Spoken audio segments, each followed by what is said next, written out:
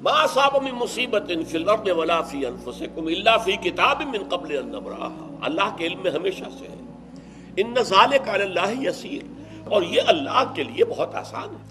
تم تصور نہیں کر سکتے علم قدیم کا کہ ہمیشہ سے ہر شے کا اللہ کے علم کے اندر وجود ہے اور تھا، رہے گا۔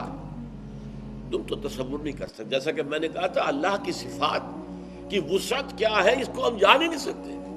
ہم یہ تو کہہ سکتے ہیں اللہ کل شیء قدیر، کتنا قادر ہے یہ تو ہم نہیں جان سکتے۔ وہ ہر شے کا عالم ہے، کتنا عالم ہے، کیسے ہمارے پاس ترازو ہے جس میں سونا جو ہے وہ تولا جا سکتا ہے، چاندی تولی جا سکتی ہے، ماشے تولے، اس میں وہ ٹنوں کیسے وزن تولیں گے آپ، جو اللہ کی قدرت اور اللہ کے علم کا ہے۔ تو ان ذالک علی اللہ یسیر، یہ اللہ پر آسان ہے۔ اس علم کا نتیجہ کیا نکلنا چاہیے، یہ ہے اب بات، لِكَيْ لَا تَأْسَوْا عَلَىٰ مَا فَاتَكُمْ، تاکہ تم افسوس نہ کیا کرو اس پر جو تم سے چھوٹ جائے، جاتا رہے۔ یہ فوتیدگی کا لفظ ہم استعمال کرتے ہیں، نکل جانا، چلے جانا۔ جیسے کوئی آپ کا عزیز فوت ہو گیا، یا کوئی موقع آپ کے ہاتھ سے نکل گیا، اوہ بڑا افسوس ہے، بڑا رنج ہے، تاریخ نکل گئی، میں درخواست نہیں دے سکا، کسی جگہ میں پہنچ نہیں سکا، بس اس وجہ سے محروم رہ گیا۔ اب رنج کا، غم کا پہاڑ ہے۔ لا تأسوا علی ما فاتکم، افسوس نہ کیا کرو، یہ یوں ہی تو نہیں ہو گیا۔ اللہ کے علم قدیم میں یہ لکھا ہوا تھا، یہ یوں ہی ہونا تھا۔ تمہارے لیے جو ہے اس پر افسوس اور رنج کرنا گویا کہ اللہ سے محجوبیت کی دلیل ہے۔ اللہ کی معرفت تمہیں حاصل نہیں ہے کہ لا تأسوا علی ما فاتکم ولا تفرحوا بما آتاکم، اور جو کچھ اللہ تمہیں دے دے اس پر خوشیاں نہ منایا کرو۔ اس لیے اب یہ ہے اصل معاملہ، ایمان جو ہے اللہ پر، اور یقین اس بات کا جو کچھ ہو رہا ہے اللہ کے اذن سے ہو رہا ہے، اور یقین اس بات کا جو کچھ اللہ کر رہا ہے اس میں خیر ہے، بیدک الخیر۔ چاہے مجھے ایک بات ابھی ناگوار گزری ہے، مجھے تکلیف پہنچی ہے، اللہ کے اسکیم میں، the higher level scheme of things, divine scheme of things کے اندر اس میں کوئی نہ کوئی خیر ہے، تم جانتے نہیں ہو۔ اس کو کھولا گیا۔ پہلی بات تو یہ ہے کہ تمہیں خوشی ملے، راحت ملے، مسرت ملے، یا کوئی غم ہو یا رنج ہو یا دکھ ہو، دونوں حالتیں برابر ہیں، اس لیے کہ دونوں میں آزمائش ہے۔ کبھی وہ دے کر آزماتا ہے، کبھی چھین کر آزماتا ہے۔ دے کر آزماتا ہے، شکر کرتا ہے کہ نہیں، چھین کر آزماتا ہے، صبر کرتا ہے یا نہیں۔ عارف جو انسان ہوگا، اللہ کو پہچاننے اور جاننے والا، وہ چٹان کے مانند ہوگا، ہوا ادھر سے آئے یا ادھر سے آئے اسے کچھ نہیں کہے گا، اچھی بات آئے بری آئے کوئی پرواہ نہیں، اسے اللہ کی طرف سے۔ ما اصاب من مصیبت فی الارض ولا فی انفسکم الا فی کتاب من قبل ان نبرأها۔ یہ مضمون ہم بڑی تفصیل سے پڑھ چکے ہیں سورۃ تغابن میں۔ وہاں فرمایا تھا دوسرے رکوع کی پہلی آیت ہے، ما اصاب من مصیبت الا باذن اللہ، کوئی مصیبت، کوئی تکلیف، کوئی پڑھنے والی نہیں پڑتی مگر اللہ کے اذن سے۔ ما اصاب من مصیبت الا باذن اللہ ومن یؤمن باللہ یہدی قلبہ، اور جو اللہ پر ایمان رکھتا ہو اللہ اس کے دل کو ہدایت دے دیتا ہے۔ ہدایت چٹان، کہ ادھر کی ہوا آئے یا ادھر کی آئے اس میں کوئی جنبش نہیں ہوگی۔ جتنا انسان دیکھیے، ایک ہوتا ہے فوری طور پر ایک ریفلیکس ایکشن کی حد تک متاثر ہو جانا، یہ تو ہوگا۔ آپ کا ہاتھ یہاں رکھا ہوا تھا، کسی چیز نے کاٹا، آپ کا ہاتھ فوراً جو ہے اٹھ کے آ جائے گا، اس میں آپ کے ارادے کو کوئی دخل نہیں، یہ ریفلیکس ایکشن ہے، آپ کی سوچ کو، آپ کے ارادے کو کوئی دخل نہیں۔ تو کسی خیر سے عارضی سا فوری سے مسرت ہو جانا، اور کسی تکلیف سے عارضی سی فوری سی کوئی اس کا تاثر ہو جائے، یہ خلاف ایمان نہیں۔ لیکن اگر یہ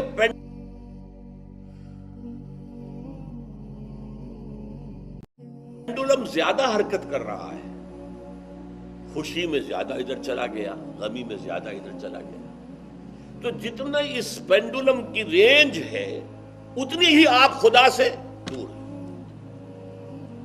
اصل تو وہ چٹان ہوگی کہ جو بالکل متاثر ہے، لیکن یہ کہ فوری سا تاثر یہ قابل معافی ہے، لیکن یہ زیادہ ادھر سے ادھر، ادھر سے ادھر، خوشی ہو گئی تو اترا رہے ہیں، پھولے نہیں سما رہے، پاؤں زمین پر نہیں پڑ رہے ہیں، اور اگر غم آ گیا ہے تو بالکل مایوس ہو کر بیٹھ گئے ہیں جھاگ کی طرح، کمر ہمت ٹوٹ گئی ہے، واویلا ہے، شیون ہے، فریاد ہے، ہاں اے فلک پیر جواں تھا ابھی عارف، کیا تیرا بگڑتا جو نہ مرتا کوئی دن اور، یہ فلک ناہنجار، یہ فلک کج رفتار، اس نے ہم پہ کیا کر دیا۔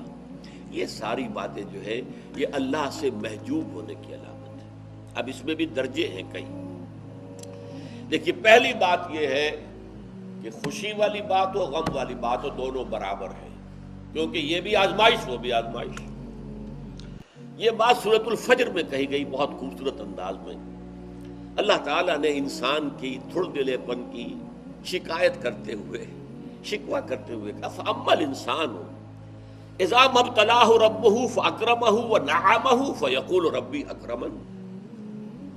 اس انسان کا حال عجیب ہے جب اس کا رب اسے آزماتا ہے اور عزت دیتا ہے، نعمتیں دیتا ہے، تو کہتا ہے میرے رب نے مجھے بڑی عزت دے دی۔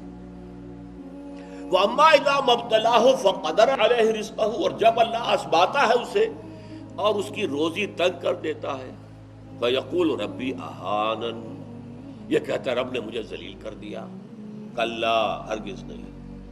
اب یہاں دیکھیے سوچئے اس نے کیا غلط بات کہی؟ عزت دی تو اللہ نے دی اور ذلت آئی تو اللہ کی طرف منسوب کر رہا۔ اس نے کسی بدھ، کسی دیوی، کسی دیوتا کا ذکر تو نہیں کیا نا، وہ مشرک تو نہیں ہے، پھر کیوں اس میں تنقید کیوں ہو رہی ہے؟ فَأَمَّا الْإِنسَانُ إِذَا مَا ابْتَلَاهُ رَبُّهُ فَأَكْرَمَهُ وَنَعَمَهُ فَيَقُولُ رَبِّي أَكْرَمَنِ وَأَمَّا إِذَا مَا ابْتَلَاهُ فَقَدَرَ عَلَيْهِ رِزْقَهُ فَيَقُولُ رَبِّي أَهَانَنِ کلا نہیں۔ کیا مطلب؟ یہ دونوں ابتلاءات ہیں، وہ بھی ابتلا ہے یہ بھی ابتلا ہے، وہ چھین کر بھی آزما رہا ہے، دے کر بھی آزما رہا ہے، یہ تو آزمائش ہے، دونوں برابر ہیں۔ لیکن اس سے اگلا مرحلہ اور ہے۔ عام طور پر ہم یہ سمجھتے ہیں کہ تکلیف والی آزمائش سخت ہے اور خوشی اور مسرت اور نعمتوں والی آزمائش جو ہے یہ ہلکی آزمائش ہے، آسان ہے۔ معاملہ اس کے برعکس ہے۔ تکلیف میں ہوں گے اللہ کو یاد کریں گے، پکاریں گے، دعائیں کریں گے، اور اگر نعمتیں ہوں گی غافل ہو جائیں گے، بھول جائیں گے۔ کون سا امتحان زیادہ سخت ہوا نتیجے کے اعتبار سے؟ تکلیف والا امتحان زیادہ سخت نہیں ہے۔ مسرت، کثرت ہر شے کی، یہ چیز زیادہ نقصان دہ ہے، زیادہ بڑا امتحان ہے۔